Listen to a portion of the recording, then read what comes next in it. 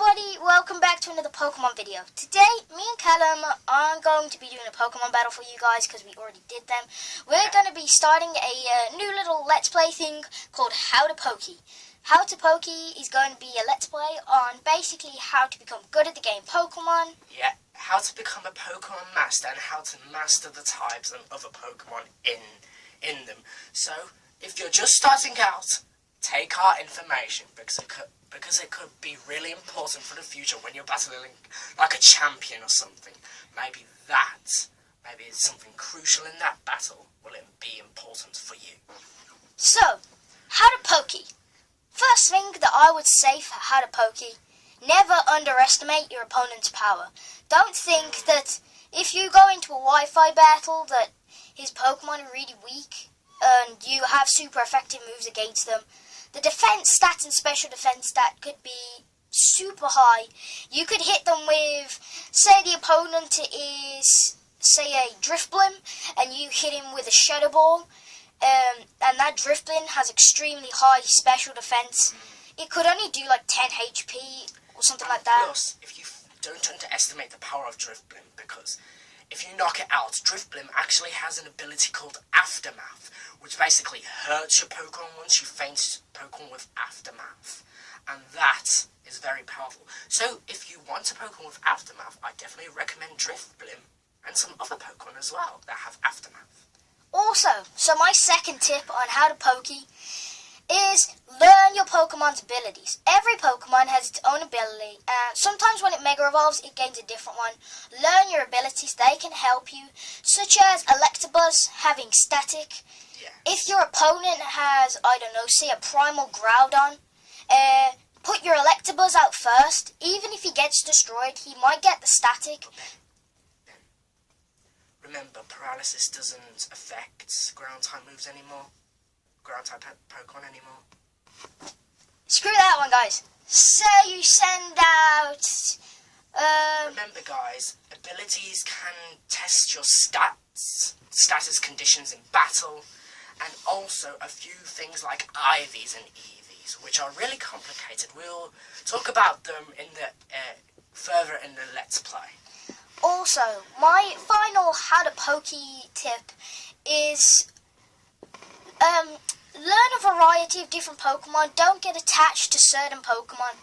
You may get them up to level 100, but then when someone asks you to battle with a different set and you don't have a different set, well, say you've got some, but then you bring out, I don't know, say a Pidgey and a Wurmple, your opponent can really quickly defeat you. So make sure you spread out your team. Sometimes in battle, you need to expect the unexpected. That's basically what Pokemon battles are all about. Expecting the unexpected. Which also drives me to saying, don't get raged at the game. The game is perfectly created. Super effectives, non-very effectives, they're all perfectly created. It just depends on your stats and your luck, really. Your luck. As you saw in one of the Pokemon battle videos, Callum got very lucky.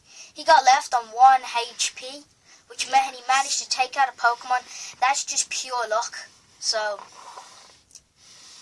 okay, now that's how to Pokey. Now, come on, join us where we'll talk about each of the region's start of the Pokemon, from the types Grass, Fire, and Water. So, we shall start with the Kanto region. So, the Kanto region starters are Charmander the Fire type, Squirtle the Water type, and Bulbasaur the Grass type. For you who those that don't know, Bulbasaur also starts with another type, which is Poison. So it's a Grass Poison type. And as we all know, as Pokemon evolve, sometimes they gain an extra type. Charmander, when he becomes his final evolution, Charizard, which he evolves in at level 36, he will become a Fire Flying type. And Bulbasaur, sadly, just stays as a Water type, so that's quite a shame. Bulbasaur? I mean, Squirtle, sorry. Squirtle. He does sadly stay as a Water type, sorry. Same with Trico as well. Yes. So, now we're going to come to the Johto regions. Oh, don't forget, guys. Don't forget. all three of those starters have mega evolutions. That's really important. Not in Pokemon Blue and Red. They're not in there. In Pokemon X and Y and Omega Ruby and Alpha Sapphire. So now we're going to come on to Johto region starters, which are Chikorita the grass type, Cyndaquil the fire type, and Totodile the water type. When they evolve, unfortunately, they don't gain another type. But who knows, they might get a Mega Evolution in next generation, and there might be some changes. Now we're going to move on to Pearl and Diamond, also Platinum. Oh, Ben, did you forget the Hoenn starters? That's the Mega Ruby and Alpha Sapphire. But it's also Ruby. I know we're going to do that last one. I see. So now we're moving on to Pearl, Platinum, and Diamond start. Yes. So the Sinnoh region. Those starters are Chimchar the fire type, Turtwig the grass type, and not to forget Piplup the water type. They do gain another typing. When Piplup becomes Empoleon, it becomes part Steel. When Chimchar becomes Infernape or Monferno, it becomes part Fighting. And when Turtwig evolves into his final evolution, Torterra, it becomes part Ground. Yep, so use those to your advantage, guys. As you can see, though, you can pick a starter, but don't get stressed at the fact that someone else may have picked a better starter. There is a very easy axis. The fire type always has an advantage over the grass type. The grass type always has an advantage over the water type.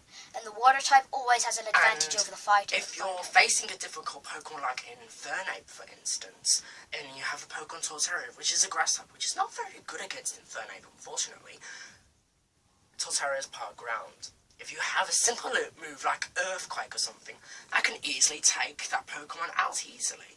And your opponent won't expect what's coming. Now we're moving on to Black and White and Black and White 2. The starters in Black and White and Black and White 2 are Oshawott the water type, Snivy the grass type, and Tepig the fire type. Unfortunately, only one changes type, which is Tepig. When it evolves into Pignite, it becomes part Fighting. But and it's the same with Emboar. We can tell you the other evolutions if you want. Snivy evolves into Servine, which is just grass type. And then to Superior, which is a grass type as well. Then there's Tepig, Pignite, and Emboar. And then finally there's Oshawott, what's the next one? Duat. And then finally Samurott. Now we're moving on to Pokemon X and Y. The X and Y starters are Fennekin. Actually, very famous. Yes, they are. So we have Fennekin, the fire type. We have Chespin, the grass type. And not to forget the one, the only, Froakie, the water type. Unfortunately, I despise Froakie a bit, but please, it's your choice. Don't let me get in the way of picking a starter in X and Y. As most of you would know, on the starter charts on the internet, Froakie, aka Last Evolution, Green Ninja, did get the highest amounts. It was 75% to Green Ninja, 20% to Delphox, but only 5% sadly to Chespin, because not many people chose Chespin really. When Froakie's final evolves into its final evolution, Green Ninja, it becomes part Dark. When Fennekin evolves into its final evolution, Delphox, it becomes part Psychic. And when it evolves into its final evolution, and when Chespin evolves into its final evolution, Chestnut, it becomes Grass Fighting. Yep, so it's kind of like a mixed strategy really. And now we're moving on to Pokemon Omega Ruby and Alpha Sapphire, and not to forget the classic Ruby and Sapphire. So we have Trico the grass type, Mudkip the water type, and Torchic the fire type, and Callum's going to describe them to you. Torchic evolves into Blaziken, which is the fire fighting type. Between starters, the fighting type is a popular choice due to the with fire types basically. And when Trico evolves into its final evolution, Sceptile, it sadly stays grass type, but we all know when it mega evolves, it does become a grass dragon type. Which is the very first grass dragon type we see in the series, which which me and Ben actually, when we first saw its type, we were actually very surprised. And we were surprised to see Mega Swampert appearance, which is Mudkip's final evolution, and that's part ground. Mm-hmm. It looks like some kind of defensive wrestling. Monkey ape thing. Yeah, I thought it was going to become part of fighting due to that appearance. Yeah, I thought that as well. So that's going to be our first episode on how to Pokey. Thanks you very much for watching. I hope this really helped you pick one of the games to start off with. If I may say, I would quite suggest to start off with Pearl, Platinum and Diamond, as I think they are the easiest Pokemon game. Generation 4 has a lot of Pokemon for you to explore, and in Generation 4 they did add new evolutions to old Pokemon, like they gave Yanmega. But I will say this as well, because they are Generation 4, Mega Evolution is not in the game, but still I think it's an easy game to start off with, and then you should move on to either X or Y or Mega Ruby and Alpha Sapphire. Just focus on the DS games first, or the Game Boy games first, whichever one you've got, and then move on to X and Y, because Mega Evolution can get into a complicated state due to abilities, types and stats. So, thank you all very much for watching. Subscribe, please leave a like, and also leave a comment on what you thought of this video. Thank you very, very much all for watching, and we'll see you in the next episode. Bye bye!